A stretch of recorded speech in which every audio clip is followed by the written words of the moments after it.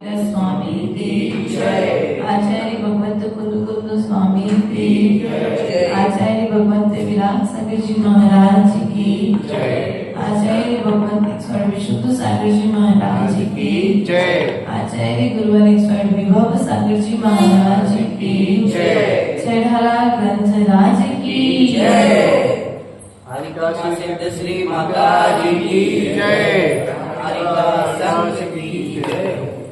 प्रिय बंधु, पूर्व की कारिकाओं के माध्यम से हमने एकांतवाद को समझा था।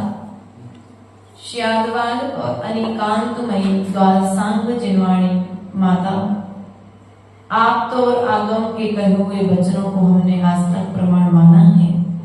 उन वचनों को, उन शब्दों को प्रणाम करते हुए, उन गुरुओं को प्रणाम करते हुए जो जिन्होंने हमारे लिए स्यादवाद की शैली सिखाई, अनेकांतमय जिन धर्म का दर्शन कराया, उन गुरुओं को अपने हृदय रूपी वेदी पर स्थापित करते हुए आज ग्रहित मिथ्या चरित्र का लक्षण बताते हुए यहाँ पर पंडित दौलत राम जी 14 नंबर 15 नंबर कारिका में कहते हैं, जो ख्याति लाभे पूजा दी चाहे धरि करनि विविध विध देखता आत्म अनात्म की ज्ञानी निज जे करनि तन करन छीनते सभी मिथ्या चारित्र त्यागे अवे आत्म के हित पंथ लाभ जग जाल भ्रमण को देखो त्यागे अब दौलत निज आत्म सुभाग। अर्थात यहाँ पर कहते हैं, ग्रहित मिथ्याचारित्र का लक्षण बतलाते हुए जो ख्याति लाभ पूजादि चाह धरी करण विविध विध देह दाह, अर्थात जो धर्म करते हुए ख्याति लाभ और पूजा चाहता है, अर्थात अपना नाम चाहता है, अपने योग्य वस्तु की पूर्ति चाहता है, तो यहाँ पर कहते हैं ऐसा जीव धर्म करते हुए भी धर्मात्मा नहीं है, वह धर्म करते हुए भी बहरूपिया है। भैया, बहरूपिया नए नए भेष बनाता है और भेष बनाकर के लोगों को प्रसन्न करता है। उसी प्रकार से जो मिथ्या चारित्र का पालन करने वाले हैं, वे भी क्या करते हैं, नए नए तरह के रूप बना करके लोगों में अपना नाम, पंडित जी मंच पर प्रवचन दे रहे थे और कह रहे थे कि जीवों को मारना पाप है। राम ने कभी भी अपने जीवन में 14 वर्ष वन में निकाल दिए, लेकिन कभी भी किसी जीव का घात नहीं किया। उन्होंने झरनों का पानी पिया, वृक्षों के फल खाए, लेकिन कभी जीव का घात करके कभी मांस नहीं खाया। कृष्ण ने अपना पूरा जीवन माखन खाने में निकाल दिया, लेकिन कभी किसी मक्खी को नहीं मारा, कभी कोई मांस का भक्षण। ऐसा उपदेश चल रहा था, बहुत अच्छी अच्छी बातें बताई जा रही थी, लेकिन जैसे ही मंच से उतरे स्थिति, क्योंकि वहां पर वो स्थान पर बैठ करके तुमने जो उपदेश दिया है, उस उपदेश का पालन हमें जब स्वयं में करेंगे, तब कहीं जाकर के हमारे उपदेश का प्रभाव दूसरे पर पड़ेगा। ये तो नीति सबको मालूम है। पंडित की बात का प्रभाव नहीं पड़ा, और जैसे ही पंडित जी घर पर बैठे, घर पर पहुंचे और पंडितानी ने आज संबोधन सुन लिया था, तो पंडितानी ने अवश्य भोजन घर पर नहीं बनाया। पंडित जी गुस्सा होने लगे, बोले अरे तुमने आज ये फलानी वस्तु क्यों नहीं बनाई? तो बोले आपने आज ही तो संबोधन दिया था और आप तो पुण्यात्मा जीव हो, पुण्यात्मा जीवों के मुख से निकली हुई बात सत्य होती है, इसलिए आपको जो पसंद है वो आज हमने चीजें मतलब जो चीज बनाई थी उस वस्तु को बना करके बाहर। पंडित जी बोले देखो ये जो उपदेश दिया था ना, उपदेश लोगों को सुनाने के लिए दिया था, हमने थोड़े ही त्याग किया था।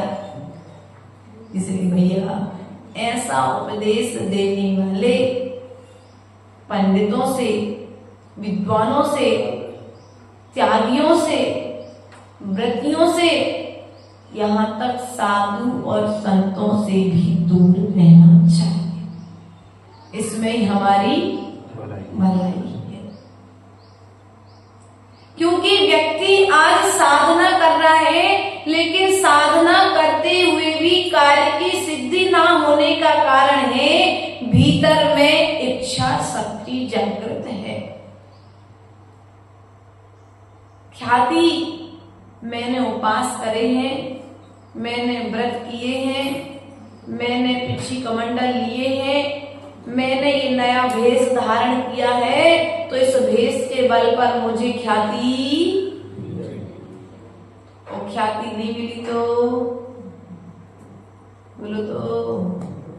एक मुनिराज का उदाहरण दिया था कि एक मुनिराज ने मास उपवास किए, 4 महीने उपवास किए और वहीं पर वे मुनिराज वहां से विहार कर गए और दूसरे मुनिराज आकर के वहां पर बैठ गए। अरे मेरा नाम हो रहा है, बिना कुछ किए सामने वाले के नाम से लोग मुझे नमस्कार कर रहे हैं, मेरी जय जयकारा हो रही है, मात्र इतना ही तो कहना था कि अरे वो मुनिराज मैं नहीं हूँ, वे दूसरे थे और मैं दूसरा हूँ, मात्र इतना ही कहना था। लेकिन इतनी लाइन कहने के लिए साधु के मन में ख्याति का लोभ आ गया, और जैसे ख्याति का लोभ आ गया तो साधु पद पर होते हुए भी वे त्रिंच गति में हाथी जाकर के बन गए। इसलिए जब साधु मायाचारी करने के पश्चात में त्रिंच बन सकता है, तो क्या हम मनुष्य तो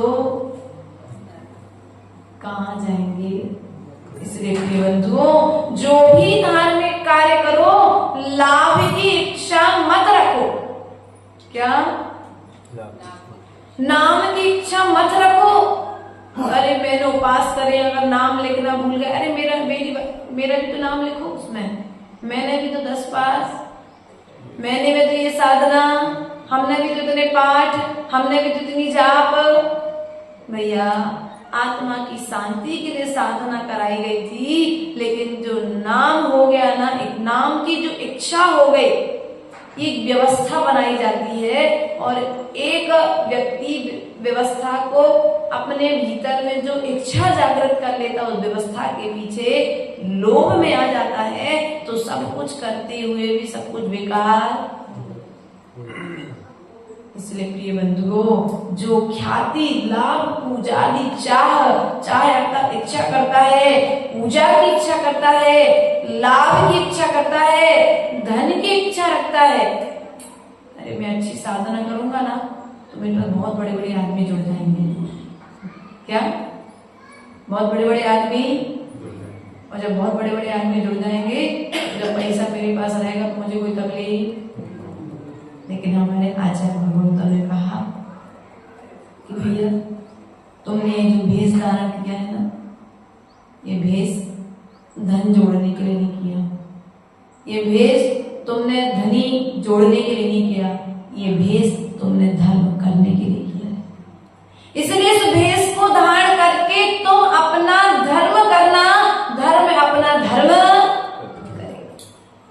तुम पुण्य तो करो, पुण्य के बल से तुम्हारी व्यवस्थाएं सब, लेकिन आज स्थिति क्या है? अपने कर्तव्य को छोड़ करके व्यक्ति अन्य व्यवस्थाओं में लग जाता है, और अन्य व्यवस्थाओं में जब लग जाता है तो मूल से भटक जाता है। जाता है, और जब मूल से भटक जाता है तो संसार में परिभ्रमण की यात्रा उसकी प्रारंभ।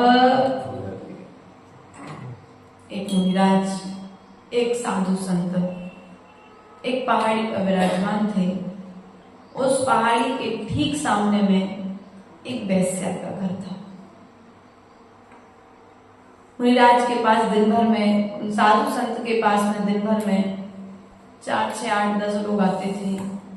वे मुनिराज बार बार विचार करते थे, देखो तो मैं इतनी साधना करता हूँ, मैं दिन रात तप करता हूँ,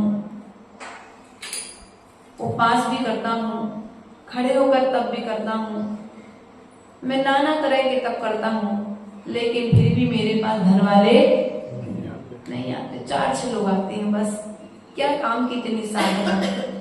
ऐसा विचार करते थे। देखो तो उस वेश्या का पुण्य, उसके दरवाजे पर भीड़ लगी रहती है।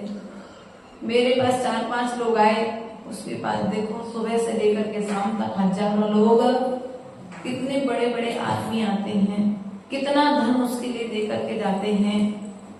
ऐसा वह महात्मा विचार कर रहा था। वह वैश्या जो कोठे में विराजमान थी, वह वैश्या विचार कर रही थी कि देखो वे मुनिराज धन्य है कि इन्हें किसी भी तरह का कोई पाप नहीं करना पड़ रहा है। दिन सुबह से लेकर के शाम तक इनका जीवन पुण्य में निकल रहा है। इन्हें अपना समय किसी दूसरे में व्यतीत नहीं करना पड़ रहा है। वह वैश्या इस तरह का विचार कर रही थी कि मैं इन सब चीजों से कब निवृत्त हो जाऊं। वो धर्मात्मा, धन वाले उसके पास में हैं, लेकिन फिर भी वह खुश, और एक के पास में धर्मात्मा है, वह फिर भी खुश नहीं है। ध्यान रखना, साधु बाहर से धर्म कर रहा था, सो बाहर से धर्म के बल पर वह साधु, उसके जब दोनों का मरण हुआ, साधु का मरण हुआ और वेश्या का मरण हुआ, तो साधु ने तन से तो धर्म किया था, लेकिन मन से धर्म नहीं किया था। और जब मन से धर्म नहीं किया था, सो तन से धर्म किया था, तो चंदन को तो घी से, शरीर को तो घी से और चंदन से जलाया गया, लेकिन मन से धर्म नहीं हुआ था। सो दुर्गतियों में जाकर के दुख को, वेश्या ने तन से पाप किया था, लेकिन मन से पाप, तो वह उसके तन को ले जाकर के जंगलों में छोड़ दिया गया, और मन से पुण्य किया था, सो उसे ले जाकर के वह स्वर्ग में जाकर के देव हो गई। इसलिए प्रिय बंधु, पाप, यदि तुम्हारा मन कई बार पाप में जा रहा है, तो अपने मन को रोकने का प्रयास करो। ये जो तुम चाह रहे हो, धन है, पैसा है, रुपया है, यश है, ये यश कमाने की जरूरत नहीं है। तुम अपना कर्तव्य करो, यश तुम्हारे दरवाजे आ जाएगा, धन तुम्हारे दरवाजे आ जाएगा। आज व्यक्ति चाहे साधु हो, चाहे श्रावक हो, ख्याति के पीछे इतना भाग रहा है, नाम के पीछे इतना भाग रहा है कि जो भेष धारण किया है, उस भेष को भी महिमा, उस भेष की महिमा को भी इस मीडिया के लिए बनाया गया था, धर्म का साधन बनाने के लिए, लेकिन इस मीडिया का भी दुरुपयोग। अब इस मीडिया के माध्यम से धर्म कम, पाप ज्यादा हो रहा है, क्योंकि व्यक्ति मीडिया का प्रभाव, अपना प्रभाव दिखाने के लिए किसी के विषय में बुरा तो किसी के विषय में अच्छा बोल करके अपने आप को सही साबित करने का पुरुषार्थ कर रहा है ना। ध्यान रखना, यह मीडिया तुम्हें धर्म बोलने के लिए मिली थी, यह मीडिया तुम्हें धर्म की प्रभावना करने के लिए मिली थी, तुम्हारे पुण्य योग से आई थी कि तुम्हारे कोई पुण्य आत्मा जीव ने तुम्हारे सहयोग कर दिया। लेकिन यदि इस मीडिया के माध्यम से तुमने किसी दूसरे का अपमान किया है, तुमने अपने प्रभाव को ज्यादा जान लिया, अरे मेरा प्रभाव ज्यादा, कोई कुछ नहीं कर सकता, ऐसा करके यदि तुमने इस मीडिया के माध्यम से, इन साधनों के माध्यम से यदि किसी के लिए भी स्वप्न में, सत्य में तो ठीक ठीक है, यदि स्वप्न में भी अपशब्द बोले हैं तो ध्यान रखना उन अपशब्दों का प्रभाव दूसरे पर बाद में पड़ेगा, पहले उन गतियों में स्वयं को उन अपशब्दों का प्रभाव झेलना पड़ेगा। इसलिए प्रिय बंधुओं, अपने प्रभाव में आकर के दूसरे का अपमान मत करना। अखिलेश, तुम्हारा नाम ज्यादा हो जाए ना समाज में और किसी का नाम बिल्कुल ना हो, तो अपने नाम के चक्कर में आकर के दूसरे का अपमान। आज दुनिया कहाँ जा रही है? जिनके पास में कैमरा है, जिनके पास में टीवी है, जिनके पास में लोग हैं, उनके पीछे सब लोग, और जिनके पास में कुछ नहीं है, जो साधना में रहना चाहते हैं, उन साधकों की ओर हमारी दृष्टि, क्योंकि व्यक्ति ने धर्म को आज बिजनेस बना लिया है, व्यापार बना लिया है। सत्य कहूं, मेरा तो मन बिल्कुल अंतरंग से कभी नहीं कहता कि जिस स्थान पर मैं हूं, इस स्थान पर बैठ करके व्यापार किया जाए, धर्म का व्यापार। क्यों भैया, बात समझ में आ रही ना? यदि पुण्य होगा, यश कीर्ति नाम कर्म होगा, तो अपने आप सब कुछ यश फैलेगा। लेकिन हम यश फैलाने के लिए सामने वाले के सामने याचना करना पड़े, तो हे भगवान, मुझे वह प्रभावना नहीं चाहिए जिस प्रभावना के लिए मुझे याचना करनी पड़े। मैं हमेशा यही विचार करती हूँ। मेरे पास बहुत लोग आए कि माता जी, प्रवचन इतना अच्छा है, आपके पास इतनी अच्छी कलाएं हैं, इनका प्रचार करो भैया। प्रचार भगवान पारसनाथ कैसे थे, ये पारसनाथ ने स्वयं नहीं बताया। ये तो जो भक्त होते हैं, वे अपने उस प्रचार से, अपनी युक्ति से प्रचार। क्यों भैया, विचार करना। आचार्य भगवंत विद्यासागर जी को आपने जाना, देखा, नाम सुना, है ना? गए तो कितने मिनट बैठे उनके पास शैलेंद्र भैया? 2, 5, 10 मिनट, 1 घंटे अधिक से अधिक। इससे ज्यादा समय तो वो किसी को देते नहीं है ना? 1 घंटे भी आप बैठ गए, आप 1 घंटे में कितना जान पाए?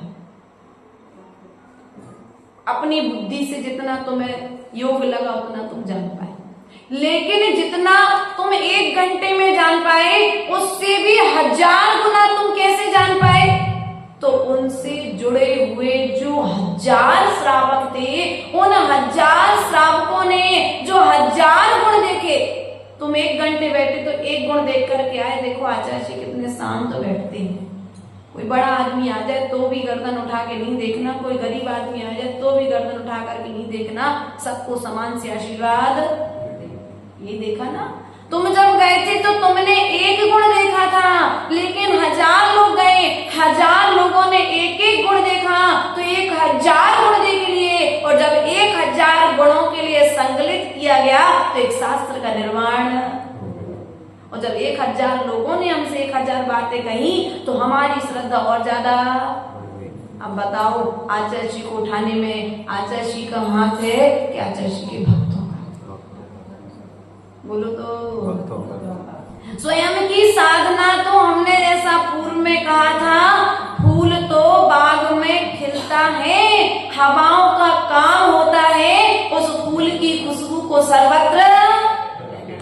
उसी प्रकार से मंदिर में, समर्थ सिटी में पारसनाथ भगवान की प्रतिमा कैसी है? चमत्कारी है, अतिशयकारी है, काले रंग की है, गोरे रंग की है, पत्थर का मंदिर है कि सीमेंट का मंदिर है? मंदिर में शांति है कि अशांति है? मंदिर में कैसा माहौल है, ये बताने वाले कौन होते हैं? भगवान के भक्त होते हैं। लेकिन आज स्थिति क्या है? भक्तों पर विश्वास नहीं। बोलो तो। भक्तों पर विश्वास, और भक्तों पर विश्वास नहीं है तो भगवान को स्वयं अपनी व्यवस्थाएं। अब बताओ, वे बने तो भगवान थे, भगवान के भेष को धारण कर किया था, लेकिन भगवान बनकर के भी यदि उन्हें कुछ व्यवहारिक काम करने पड़ रहे हैं तो ये समझना कहीं ना कहीं भक्त का प्रमाद है ना? इसलिए अपने युक्ति पूर्ण शिष्य यदि भक्ति हो और भक्ति के साथ साथ में विवेक आ जाए, क्या जाए? भक्ति के साथ साथ में यदि विवेक आ जाए तो वह विवेक उस भक्ति में 4 चांद लगा देता है। और भक्ति के साथ में यदि इच्छा आ जाए, क्या जाए?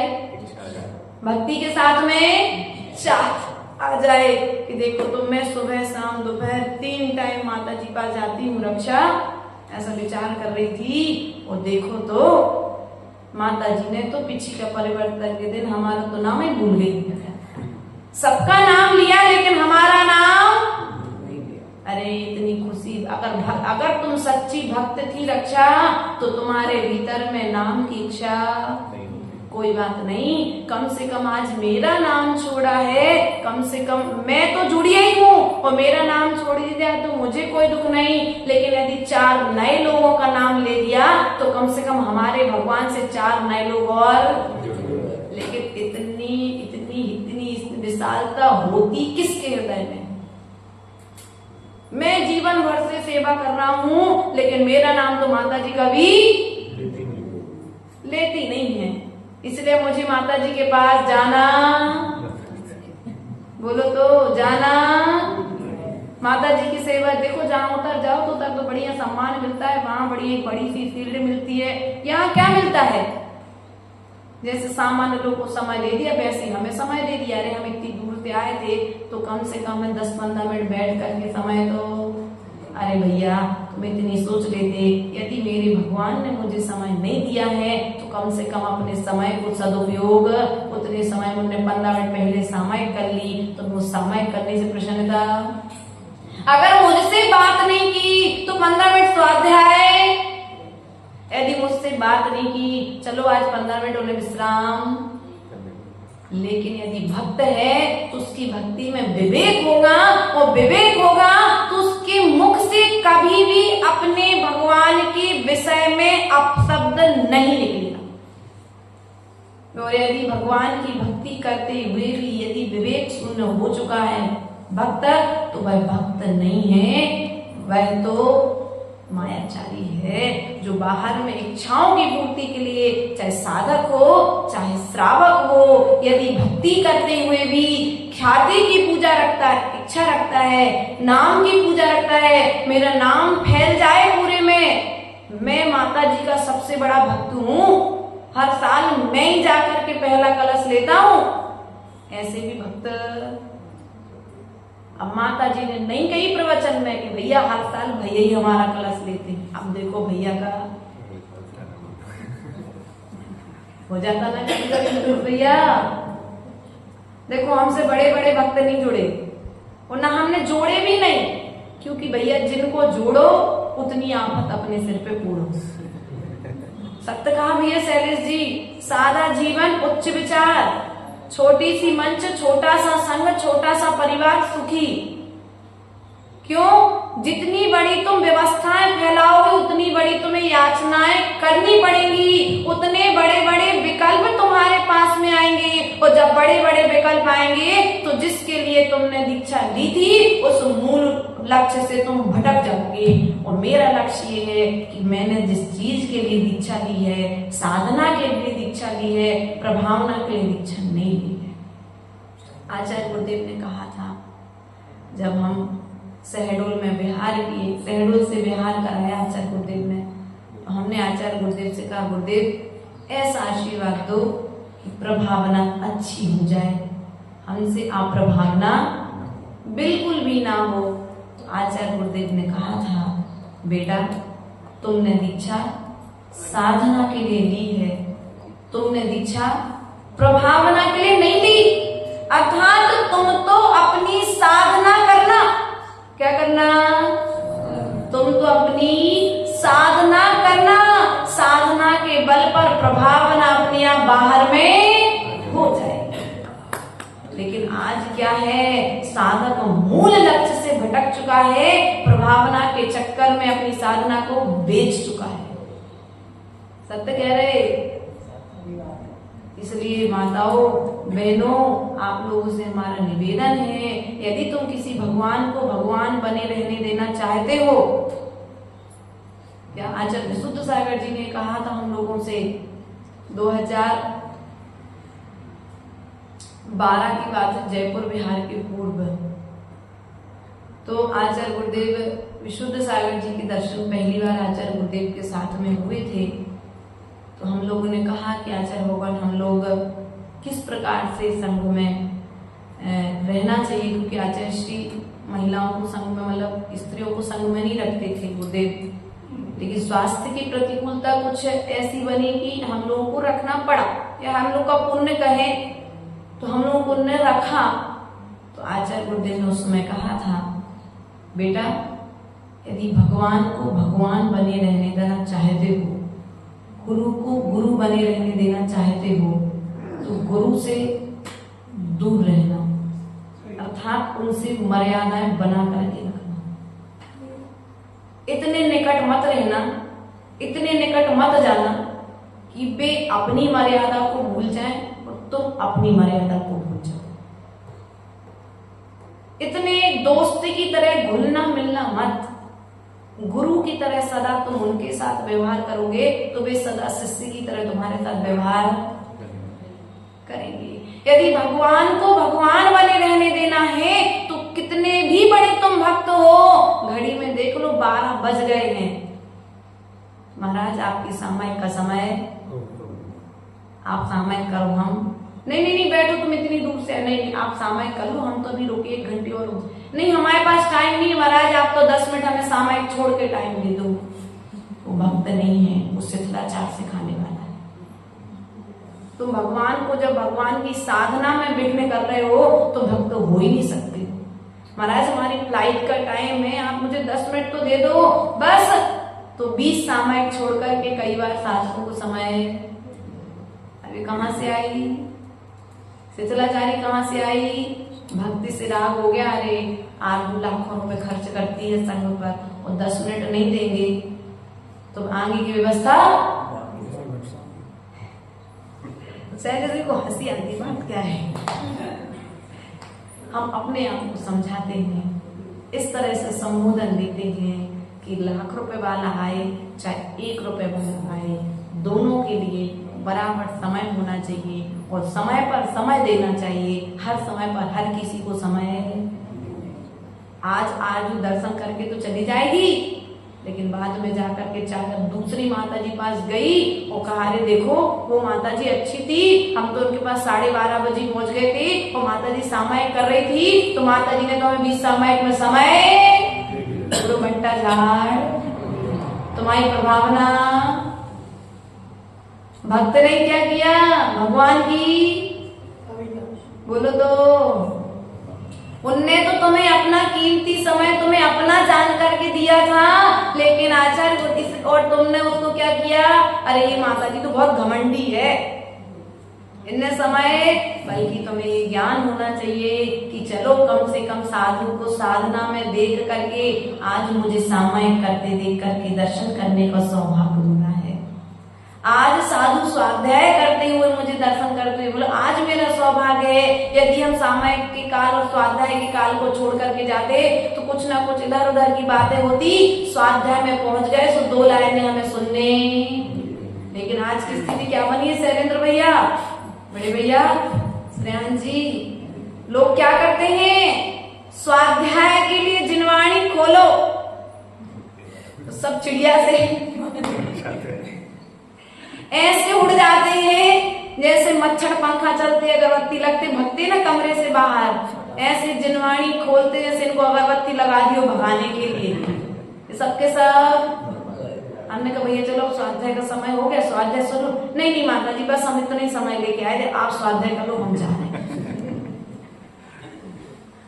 क्या करते हमने बताओ, भगवान को भगवान बना रहने दिया क्या? भगवान तो भगवान बने थे, लेकिन पंचम काल के भगवान हैं, उन भगवान के व्रतों में यदि तुम्हें अतिचार नहीं लगाना है तो तुम्हें भी पहले सच्चा भक्त बनकर के विवेक के साथ भक्त बनना पड़ेगा। नहीं तो जाकर के बैठ गए 11:30 बजे समय का समय हुआ, तुमने 11:30 से 1:30 बजे तक मीटिंग ले ली, कोई बात तक तो चर्चा कर दी, कोई क्षेत्र बन गया, कोई किताब छप गई, भैया वो किताब तो बाद में छपेगी, बाद में तुम्हारी किताब पहले, तुम्हारी किताब छप गई, वो किताब के माध्यम से प्रभावना बाद में होगी, लैपटॉप मोबाइल आदि के माध्यम से प्रभावना बाद में होगी, पहली आप प्रभावना तो वही हो गई कि तुमने अपनी सामयिक का समय दूसरे श्रावक को। इसलिए इतना कभी किसी भी भगवान से मत जुड़ो, कितनी किसी भी श्रावक से इतना मत जुड़ो कि तुम्हारे निमित्त से उस साधक के मन में साधना में शिथिलाचारी आ जाए, क्योंकि तत्व का निर्णय तो तभी होगा जब हम सुधरेंगे, और जब हम सुधरेंगे तो हम दुनिया को सुधार सकते हैं। और हम ही यदि बिगड़ गए तो दुनिया को बिगाड़ने वाले पहले हम थे, बाद में दूसरे 9 लोग और खड़े हुए हैं। इसलिए पहले सुधार किसको लाना पड़ेगा? बोलो तो। पहला सुधार कहाँ से प्रारंभ होगा? हमसे पहला सुधार प्रारंभ होगा, और जब हम सुधर जाएंगे तो हमारे पीछे सुधरने वालों की लाइन। अब तुम जाकर के बाहर कहोगे नहीं भैया देखो हम माता जी पास गए थे, माता जी ने 12 बज गए थे, समय नहीं दिया था। इसका मतलब ये है सभी साधक 12 बजे सामयिक करते हैं, हमें 12 बजे से 2 बजे के काल में कोई साधु के पास। साहस कहाँ से बढ़ा था तुम्हारा? हमसे साहस बढ़ा था। अब तुमने दूसरे के पास जाओगे और नहीं देगा समय, तो वो बुरा होगा और हम नहीं। इतने अच्छे और इतने नाम की इच्छा मत रखो, इतने अच्छे मत बनो कि साधक तुम्हारे राग में आकर के अपनी साधना को छोड़ दे, अपनी साधना को उतने समय के लिए थोड़ा सा ऊपर नीचे कर दे। क्यों ऊपर नीचे करना पड़े भैया? आप तो अपनी साधना करो, 1 घंटे बाद की फ्लाइट है, हम 2 घंटे बाद चले जाएंगे, लेकिन पहले आप 1 घंटे की सामयिक कर लो, फिर हम आ जाएंगे। यदि कोई जरूरी काम है, लेकिन आज हम इतनी जल्दी में जाते हैं। बोलो तो। यदि अपने से जुड़े साधु के पास जा रहे हो तो पहले तुम्हें समय निकाल करके, तो मालूम है कि जब बड़ा साधु है समय नहीं मिलेगा तो 2 दिन का समय दे करके जाओ, 2 दिन के भीतर में 2 मिनट तो तुम्हें मिल जाएंगे ना। ऐसी क्या बात करना कि तुम्हें वहां पर अलग से समय लेना पड़े। आचार्य भगवान कहते हैं यदि जिनवाणी की बात नहीं करना है गुरुओं से, तो अन्य कोई बात भी गुरुओं के पास जा करके नहीं करना चाहिए। जिस बात को सुनकर के उन्हें विकल्प आ जाए, ऐसी कोई बात। लेकिन हम होता क्या है, ये लोग आएंगे रात को भैया वृत्ति करने वाले, यहाँ वाले नहीं। यहाँ वाली तो अब समझ जाओ तुम लोग क्या हो, है ना। अन्य जगह की कह रहे महिलाएं आती हैं अपने सास की, बहू की, पड़ोसी की, समाज की, खानदान की, गांव भर की पूरी। अरे माता जी आप नहीं बोल रहे, हम तो बोल सकते। तो माता जी आपको थोड़ी ना सुना रहे, हम 2 ही जने बातें कर रहे हैं। अब तुमने क्या किया? बोलो तो। पूरी समाज की बातें हमने माता जी से थोड़ी ना कही थी, वो तो हम रक्षा से बात कर रहे थे वहीं बैठे बैठे। तो माता जी सुने तो हम क्या करें? तो भैया जब साधु के कक्ष में प्रवेश करो तो इतने विवेक के साथ प्रवेश करो कि उस मंदिर में हम प्रवेश कर रहे हैं, क्योंकि यहाँ पर भगवान विराजमान है, तो चारित्र का मंदिर है जहाँ पर चारित्रधारी बैठ करके साधना कर रहे हैं। तुम्हारी अपवित्र ऊर्जा से, तुम्हारे नकारात्मक विचारों से वह कक्ष कहीं दूषित ना हो जाए, है ना। क्योंकि यदि तुम प्रदूषण, बाहर में धुआं आदि का प्रदूषण होता है तो हटाने की बहुत सारे साधन हैं, लेकिन यदि कमरे में, मन में प्रदूषण हो जाए, कसायों के प्रदूषण को कैसे हटाओगे? भैया हमारे पास कोई मोबाइल नहीं है, हमारे पास कोई लैपटॉप नहीं है, हमारे पास कोई यंत्र तंत्र मंत्र नहीं है कि हम व्यवस्था बना लें। इसलिए जब भी आप लोग साधु के कक्ष में जाएं तो पहले यह विचार करके जाएं कि मैं वही बात करूंगा जिस बात को करने से साधक की साधना बढ़ेगी। यदि हमारी बात सुनने से साधक की साधना घटती है तो हम वो कोई बात उस कक्ष में नहीं करेंगे। बिल्कुल सीधे हो तुम लोग, एक बार में बात समझ जाते कि नहीं समझ जाते हो? एक बार में ही सब लोग बात समझ जाते हो।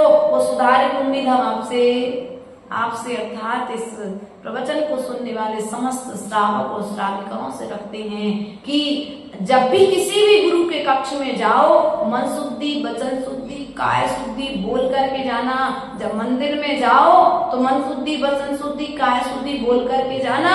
इसलिए जाना कि घर में अशुद्धि होगी तो सफाई सफाई हो जाएगी। लेकिन मंदिर में यदि अशुद्धि करोगे, मन को अशुद्ध करोगे, वचनों को अशुद्ध करोगे, काया को अशुद्ध करोगे, तो फिर शुद्धि करने कहाँ जाओगे? इसलिए मन में आकर के, मंदिर में आकर के कभी मलिन विचार मत करो, कसाय मत करो, साधु के कक्ष में जाकर के कसाय मत करो, साधु के लिए कभी इधर उधर की विकथाएं मत सुनाओ, क्योंकि साधु तो जिनवाणी की कथा सुनने के लिए बना था, तुम्हारे विकथाओं को सुनने के लिए साधु। लेकिन आज श्रावक क्या करते हैं? महाराज, हमारे 2 कमेटियां हैं, आजकल मुनि की जगह मुनि बना दिया है। बना दिया कि नहीं बना दिया? समाज ने साधुओं को मुनि बना दिया। और कुछ समय पूर्व हमारे साथ में ऐसी कुछ घटना होने वाली थी। कुछ श्रावक हमारे पास आए, बोले माता जी वो यहाँ पर ऐसे ऐसा कार्यक्रम हुआ था और अब ये कमेटी हिसाब नहीं दे रही, वो कमेटी हिसाब नहीं दे रही, अब आप आए हो तो कुछ ऐसा जादू करो कि सब हिसाब किताब हो जाए। तो हमने उनसे कहा भैया मुनि नहीं है। क्या हम मुनि नहीं है कि जो धन हमारे सामने आया नहीं है हम उसका हिसाब किताब लेने वाले मुनि? हम साधु हैं, साधना करने के लिए साधक बने हैं, आत्मा के परिणामों की विराधना हो, हम साधु बनकर के ऐसा कोई कार्य। तुम 2 तो 1 हो जाओगे। आजकल एक नया तरीका दिखता है शैलेंद्र भैया, श्रावकों की लड़ाई का। मंदिर में लड़ाई होती है, मंदिर में बोलेंगे नहीं, एक साथ अभिषेक नहीं करेंगे, पूजन पाठ नहीं करेंगे, कुछ काम नहीं है मंदिर में नहीं करेंगे। और यहाँ तक तो ऐसा होगा मंदिर में लड़ाई हो गई तो मंदिर में आएंगे भी नहीं। लेकिन जिससे लड़ाई हुई थी ना, उसकी बेटी की शादी का कार्ड आ गया तो बड़ी आराम से। लड़ाई कहाँ पर हुई थी? मंदिर में। की किसने थी? तुमने खुद की थी ना। तुम्हारे मान सम्मान को ठेस पहुंची थी ना, तो तुमने मंदिर को छोड़ दिया, भगवान को छोड़ दिया, स्वाध्याय को छोड़ दिया, साधु को छोड़ दिया, अपने सत कर्तव्यों को छोड़ दिया। और जहां पर पाप होना था, वो शादी जैसे फंक्शन आदि सभी कार्यक्रमों में हम इकट्ठे, वहां की लड़ाई मंदिर में लड़ाई है। मंदिर में एक साथ नहीं बैठेंगे, लेकिन शादी पार्टी में सब एक साथ बैठ करके भोजन, 2 गुट नहीं 4 गुट भी बन जाए, लेकिन सब एक साथ होकर के भैया भगवान से किस जन्म की बुराई करते हो तुम? मंदिर में एक होकर के रहो, अन्य किसी स्थान पर लड़ते रहोगे तो कल्याण हो जाएगा। लेकिन मंदिर में आकर के यदि तुम मंदिर को अपनी कसायों का स्थान बना लोगे तो फिर कहां पर जाकर के कल्याण करोगे? इसलिए अर्थात किसी भी रूप में ना तो मंदिर में लड़ाई होना चाहिए, ना घर में लड़ाई होना चाहिए। जैसे मैत्री तुम पारिवारिक व्यवहार में रखते हो कि भैया उनके यहाँ जाना है, वे हमारे यहाँ आए थे, उसी प्रकार से मंदिर में रखो ना। पर्सनल सामने वाले से लड़ाई हो गई है ना, उस व्यक्ति से मत बोलो। हम तो कहते हैं ज्यादा देर की बुराई भी नहीं होना चाहिए, लेकिन यदि फिर भी तुम्हारा मन कह रहा है तो व्यक्ति से मत बोलो, लेकिन भगवान को मत छोड़ो। क्योंकि एक भगवान ही एक ऐसा स्थान है, भगवान की वाणी एक ऐसा स्थान है, एक गुरु ही एक ऐसा स्थान है जहां पर सम्यक समाधान मिल सकता है समस्या का। और हमने इन 3 स्थानों को छोड़ दिया तो अब समस्याओं पर समस्याएं बढ़ेंगी, कभी भी समाधान मिलने वाला। कोई बात बुरी तो नहीं लगी? क्योंकि देखो सांची कहने में दोष का है, थोड़ी देर की बुराई, गुरुदेव कहते थे जीवन भर का। इसलिए यदि सुख चाहते हो तो सत्य को उतना कहो जितने सत्य को बोलने से हमारे परिणाम खराब ना हो। सत्य को बोलने के भी एक तरीका होता है कि नहीं होता है। इसलिए जो ख्याति लाभ पूजा आदि की इच्छा के लिए धर्म साधना करता है वह साधक नहीं है, वह साधना का विराधक है। धरी करण विविध विद देह दाह, अर्थात अपनी देह को क्या करता है? जलाता है। क्या करता है वह? बात समझ में नहीं आई? देह को अग्नि कैसी होती है? अग्नि को जलाओ तो अग्नि जलती है कि नहीं जलती है? उसी प्रकार से जो अंतरंग में ख्याति लाभ पूजा धन आदि की प्राप्ति के लिए साधना कर रहा है कि हम अच्छी सामयिक करेंगे तो बहुत सारे लोग जुड़ जाएंगे, हम अच्छे प्रवचन करेंगे तो बहुत सारे लोग जुड़ जाएंगे। भैया, लोगों को जोड़ने के लिए दीक्षा नहीं ली है, लोगों से मुख मोड़ने के लिए दीक्षा ली थी हमने। जिनको जुड़ना होगा तो वे अपने आप जुड़ जाएंगे, लेकिन लक्ष्य आज क्या हो गया? लक्ष्य से भटक गया है साधक। तो क्या हो रहा है? भगवान पारसनाथ से हमने पूछा, भगवान आपने दीक्षा क्यों ली थी? तो भगवान बोले, भैया हमने अपने को सुधारने में दीक्षा ली थी, दुनिया को सुधारने में दीक्षा। तो हमने कि आपने जब दुनिया को सुधारने के लिए दीक्षा ले ली तो समोसा लगा के प्रवचन क्यों दिए? तो बोले हमारा काम था उपदेश देना, अब जिनको सुधरना है सो सुधर जाओ। हमने अपना कर्तव्य, हमने अपना संबोधन दे दिया। अब जिनको संबोधन के बाद सुधरना सो ठीक, नहीं सुधरना सो तुम्हारी तुम जानो। हमने सबको सुधारने और संभालने का ठेका। हमारी संघ श्री माता जी कभी कभी विकल्प में आ जाती हैं। क्यों? अब शैलेश को बड़ी दया आती, देखो चेहरा देखो कैसा हो गया। हमारी माता जी की कछु नहीं कहा,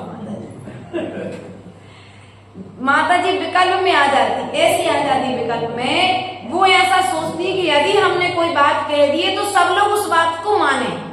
हमने एक बार यदि कोई बात सिखा दी है तो सब लोग उस बात को सीख करके आचरण करें। लेकिन हम इनसे माता जी से बार बार कहते हैं कि बेटा अपना काम है टार्च की तरह मार्ग दिखाना। क्या करना है? यदि तुम टार्च के जैसा काम करोगे तो सुखी रहोगे, और तुमने टार्च की तरह कार्य तो किया, मार्ग तो दिखाया, और मार्ग पर यदि चलना कोई नहीं चाहता है और तुम जबरदस्ती चलाने का प्रयास करोगे तो परेशानी किसको होगी? संकल्प विकल्प किसको होंगे? बोलो तो शैलेश भी अब गलत तो नहीं कहा मैंने? नहीं, आपकी सीधी सादी माता जी के विषय में बताया है, उनका ये गुण है, इसलिए ध्यान रखना। हम तो भगवान पारसनाथ से पूछ लेते हैं, जिनके शासन काल में उनसे पूछ लेते हैं आपने ऐसा क्यों किया? आपके पास तो चक्रवर्ती था, सेवा में सौधर्मेंद्र था, आप चाहे थे तो जबरदस्ती सबसे चारित्र का पालन करा सकते थे। लेकिन भगवान ने कहा नहीं, सामने वाले का उपादान भी तो मजबूत। हमारा संबोधन देना हमारा कार्य था, मार्ग दिखाना हमारा कार्य था। लोग नहीं सुधरेंगे कोई बात नहीं, लेकिन हम नहीं बिगड़े, हम इस बात की खुशी है, हमारे परिणाम नहीं बिगड़े। और यदि हमने प्राची को सुधारने के चक्कर में अपने परिणाम खराब कर लिए तो हमारी साधना तो पूरी धरी की धरी। उनका तो जो हो रहा था सो हो ही रहा था, और हमारा सब कुछ करने के बाद में सब कुछ बेकार। इसलिए अपने उपदेश के लिए पात्र का चयन करना बताया है। क्या? पात्र का चयन करो, उसी पात्र को शिक्षा दो जो शिक्षा के योग्य हो। जो शिक्षा के योग्य ना हो उस पात्र को शिक्षा भी मत दो।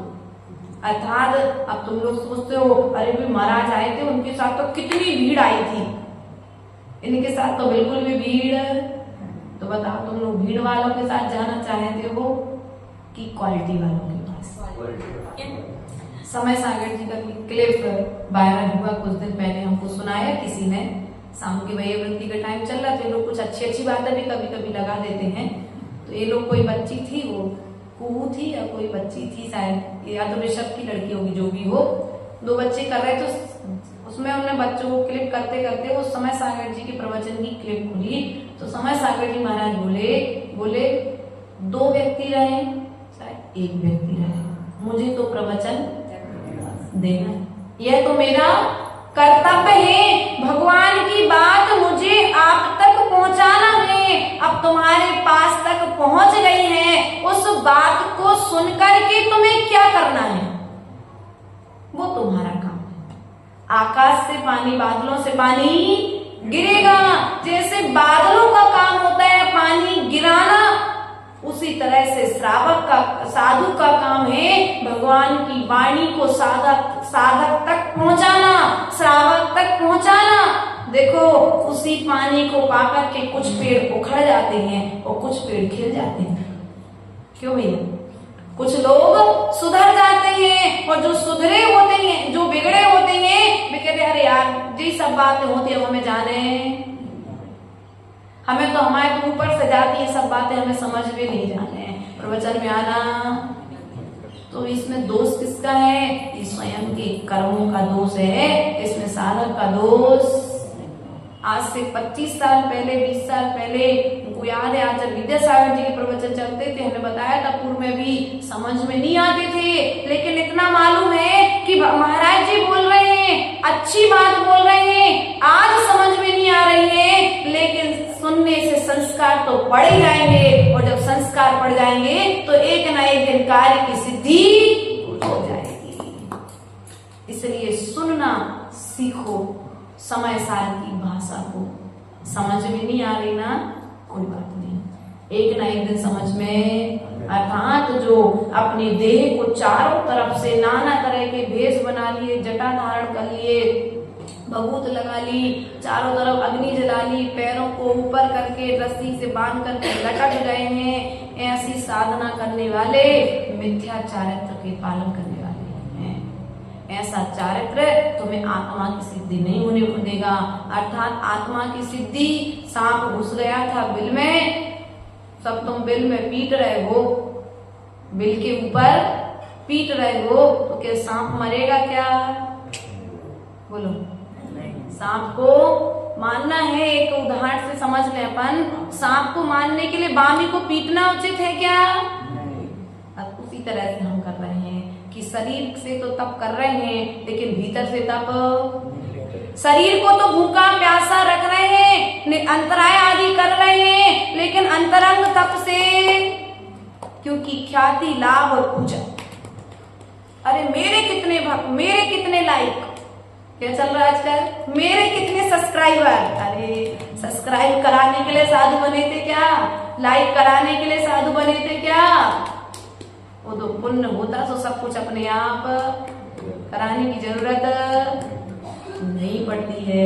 लेकिन स्थिति क्या है आजकल, व्यक्ति साधना को छोड़ करके प्रभावना में इतना लग चुका है कि अपने मूल लक्ष्य से भटक रहा है, और जब मूल लक्ष्य से भटक रहे हो तो समझ लेना तुम्हारे संसार परिभ्रमण की यात्रा भी बढ़ रही है। आत्म अनात्म के ज्ञान ही, अर्थात आत्मा और अनात्मा से ज्ञान से ही होकर के, और ये क्या करता है, जे करनी तन करन छीन, और नाना प्रकार से क्या करता है, अज्ञानता के वश होकर के अनेक प्रकार के कार्य करता है, और यह मिथ्या चारित्र को करने वाला हो जाता है। छीन अर्थात कमजोर पड़ जाता है। क्या पड़ जाता है? कमजोर पड़ जाता है, शरीर कमजोर पड़ जाता है, और मन कसायों से मजबूत रहता है। बल्कि कसायों को क्रश करना था और तन को मजबूत करना था, लेकिन आज उल्टा हो रहा है। ख्याति लाभ और पूजा के चक्कर में, अपने यश का दबदबा बताने के चक्कर में, किसके चक्कर में, मेरे कितने भक्त हैं, मेरे चाहने वाले कितने लोग हैं, ये सबको दिखावे की जिंदगी को बताने के चक्कर में क्या हो रहा है, तन से तो तप हो रहा है, लेकिन मन से तप नहीं हो रहा है। और तन और मन जब दोनों से तप होगा, जब कहीं जाकर के कार्य की सिद्धि होगी। यदि मन से अकेले तप होगा तो भी कार्य की सिद्धि नहीं होगी, और तन से अकेले तप होगा तो भी कार्य की सिद्धि नहीं होगी। कार्य की सिद्धि के लिए मन को भी लगाना पड़ेगा और तन को भी लगाना पड़ेगा। इसलिए अपने अजैन दर्शन में यहाँ पर ख्याति लाभ पूजा सम्मान आदि की इच्छा से रहित होकर के तपस्या के विषय में कहा है। इसलिए यदि किसी भी तरीके से हम भटक रहे हैं या कोई साधक भटक रहा है, तो श्रावक का कार्य है उस साधक का स्थितिकरण करना। क्या करना है? स्थितिकरण करना, मार्गदर्शन देना श्रावक के लिए साधु के माता पिता के तुल्य बताया गया है। ते सब मिथ्या चारित्र त्याग। अब अब क्या कहते हैं, इस प्रकार का जो मिथ्या चारित्र है, इस मिथ्या चारित्र का त्याग करके आत्मा के हित में पंचलाग अर्थात अपने आत्मा के हित में लगना चाहिए। जग जाल अर्थात संसार के जाल भ्रमण को दीन त्याग देना चाहिए। अब दौलत निज आत्म सुपाग अर्थात इस प्रकार से अब दौलत राम निज आत्मा की सिद्धि के लिए क्या कहते हैं, अच्छी तरह लीन हो जाओ। पंडित दौलत राम जी कहते हैं अब मिथ्या दर्शन, मिथ्या ज्ञान, मिथ्या चारित्र और मिथ्या गुरु, मिथ्या धर्म का त्याग करके अब तुम अब अच्छी तरह से आत्मा की साधना में लीन हो जाओ। जैसे आप लोग को पागा कुछ सुपाग शब्द आया, सुपाग शब्द से पागना शब्द सुना है आप लोगों ने कभी? उना हाँ, आटे के खुरमा बनाते, अच्छे से पाकती गुजिया, तो क्या करते, चाशनी को अच्छा और यदि ढीली रह जाए, हाँ माता जी के गोंद भी पाकते हैं। तो सब लोग अपने हिसाब से बता सकते, कोई दिक्कत नहीं। तो क्या करते, मूल रूप में समझना, चाशनी कड़क रहती कि ढीली रहती है? ध्यान से बोलना। पागने के लिए चाशनी कड़क करते हो कि ढीली करते हो? थोड़ी सी कड़क करते ना। उसी प्रकार से जब वो गुजिया को, तो मैं बिस्किट आदि को पागना पड़ता है, आटे के बिस्किट, बेसन आदि के जो बिस्किट बनाते हैं उनको शक्कर में पागने के लिए शक्कर की चाशनी कड़क करनी पड़ती है। लेकिन आटे को तुम मौन दे करके ढीला रखते हो। क्या? आटे की जो भीतर में बिस्किट रहती है उसको मौन दे करके सॉफ्ट बनाते हैं और बाहर में शक्कर की चाशनी जब लपेटते हैं तो उसे कड़क रखते हैं। उसी प्रकार से साधक को होना चाहिए, बाहर में विकथाओं के प्रति साधना अथवा विकथाओं के प्रति जो गलत साधनाएं हैं उनके प्रति कड़क रहना चाहिए और भीतर में साधना के प्रति सॉफ्टनेस बनी रहना चाहिए। अपनी साधना के प्रति, अपने स्वभाव के प्रति सॉफ्टनेस होना चाहिए। कसायों के प्रति कड़क होना चाहिए। लेकिन उल्टा जमाना है, कसायों के प्रति तो चाशनी तो बाहर में ढीली है और बिस्कुट अंदर से। अब ऐसी स्थिति कुछ हम लोगों की आज हो रही कि नहीं हो रही है? इसलिए आज की माताओं से वो बनाते भी, क्योंकि इनकी स्थिति उल्टी हो चुकी है। पहले के लोग बहुत माहिर थे वो खुरमा बनाने में, आटे की बिस्किट बनाने में, क्योंकि वे जैसे स्वभाव के थे सो वैसा काम करने में उन्हें आसानी। और आज के व्यक्ति क्या हो गए, भीतर से कड़क और बाहर में तो लगे थोड़ा सा कोई किसी की गम की बात से तत्काल आंसू बहने लगेंगे, इतने सॉफ्टनेस हो गए हैं, है ना। लेकिन ऐसा नहीं करना है अपन को। अपने स्वभाव को भी कसायों के प्रति अपन को कड़क रहना है और अपने स्वभाव के प्रति मजबूत रहना है। यहाँ पर कहते हैं कि सांप कितना भी बाहर में टेढ़ा चले लेकिन जब भीतर में जाता है, बिल में जाता है तो सीधा जाता है। बाहर में तुम भी कथाओं में बुरे लोगों के बीच में तुम कितना भी रहो कोई बात नहीं, लेकिन जब समय करने बैठो, स्वाध्याय करने बैठो, तो जैसे ये स्वभाव की यात्रा होती है, जब स्वभाव की यात्रा करने बैठो तो मन शुद्धि, वचन शुद्धि, काय शुद्धि करके बैठना, तब कहीं जाकर उस स्वाध्याय का रस आएगा, उस साधना का रस आएगा। उस साधना करने बैठे और तुमने कसाय, भीतर में कसाय चल रही हो, बाहर में सामय वो भीतर में कसाय, तो कार्य की सिद्धि होने वाली नहीं है। कार्य की सिद्धि चाहिए है तो भीतर से भी धर्म करो और बाहर से भी धर्म करो, ऐसा आचार्य परमेष्ठी ने बताया है। आज हमने दूसरी ढाल के माध्यम से 6 ढाला ग्रंथ को पूर्ण किया है। बोले परम पूज्य आचार्य